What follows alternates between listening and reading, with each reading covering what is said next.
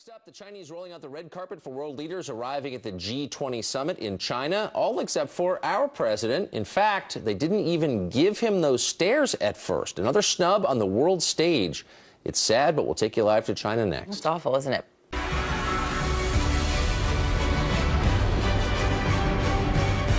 Hi, everyone. Another snub on the world stage. China rolling out the red carpet for world leaders at the G20 summit, but not for President Obama. Yeah, look at this picture. The drama surrounding his arrival doesn't end there. No, there was a lot of drama on the tarmac yesterday. Fox News correspondent Kevin Cork is traveling with the president, and he joins us from Hangzhou, China, with more. Kevin, it kind of reminds me of that meme on the internet. You had one job, get the stairs with the red carpet and get it up to the blue and white aircraft. Alas, that did not happen, and it was pretty interesting to look at. Let me just show you again that picture. I think that's just perfect, right? Okay, so the official word is they didn't have the right stairs, the ones that would reach all the way up to the door of the presidential aircraft. But that photo says they had them everywhere else, so what gives, right? Trust me, they had the stairs. I don't believe that they didn't have the stairs. So the president ultimately was forced to deplane Air Force One through the underbelly. Now, if you ask him and ask the American diplomatic corps, it's no big whoop. But the fireworks really started after that. The Chinese, as you know, have kind of a complicated relationship with the press. They tried to corral the American contingent and keep them from watching the president, even delaying National Security Advisor Susan Rice and her deputy Ben Rhodes for just a short time. And then, of course, words were exchanged, including this, Jim, from the Chinese official. This is our country and our airport. Wow. Later on, it was all calm and cool as the presidents, Obama and Xi Jinping, strolled through the little garden, had a little tea before all the hard work here at the G20 was set to begin. Interesting beginning to things here in Hangzhou. Now, I want to point your attention to a couple things that will be very important. The president obviously did have his bilat with Turkish President Recep Erdogan, talking once again about the importance of this relationship with his NATO ally, and the Americans pledging to get to the bottom of that attempted coup. And yes, we're also looking forward to the president's conversation with Vladimir Putin, although that has not yet been scheduled. You know it's going to happen. Of course, I'll bring that to you when it does. Guys, back to you. Thanks a lot, Kevin. Appreciate it. Kevin.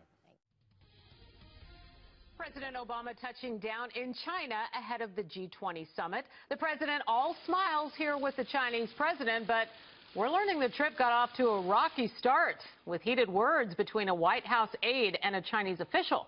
White House correspondent Kevin Cork is live in China. All right, Kevin, we want to hear what happened there. Yeah, tension right away, right? So if you had any hopes whatsoever of a flawless and perfect G20 summit, all right, they're out of the window. They're gone, because right off the very start, and just a little bit of a dust-up, but just for clarity, keep in mind, this kind of reminds me of the 2009 visit. This sort of an aggressive posture here in China, I think it's fair to say. And so, again, that was on full display today, as we saw Chinese officials demanding their White House counterparts ban photographers from their usual position to mark the president's arrival in a foreign country. Even National Security Advisor Susan Rice was temporarily denied access to the president. But again, I don't want to sort of overstate it. It is sort of par for the course if you've ever been here before on a trip like this. Now, despite the tension, the two leaders, we're speaking of President Obama and Xi Jinping, did manage to carve out some moments of calm during a nighttime walk. Highlight of the day, clearly the Paris Climate Agreement, but there are still several areas of disagreement between the two countries. We will have, once again, candid conversations about some of those differences around issues like human rights or cyber or maritime. But our teams have been engaged. They have worked very well and diligently together. And so I want to thank not only you, Mr. President, but also your entire government for the constructive way in which we have worked in preparation for this meeting. With UN Secretary General Ban Ki-moon on hand, Presidents Obama and Xi Jinping did formally commit the world's two largest economies to that joint plan to reduce greenhouse gases. A very big day, an historic day here at the G20. Now, the president, with an obvious eye on the upcoming election, did talk about the way forward, not just what will happen when the new U.S. leader comes into office in January, but also in trying to maintain this very critical relationship between the U.S. and China. Listen to the president.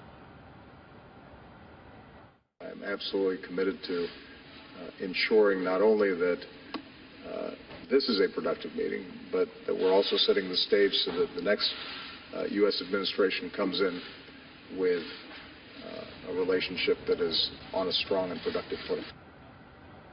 Clearly, this will be a very interesting G20, not just talking about economic issues and security issues.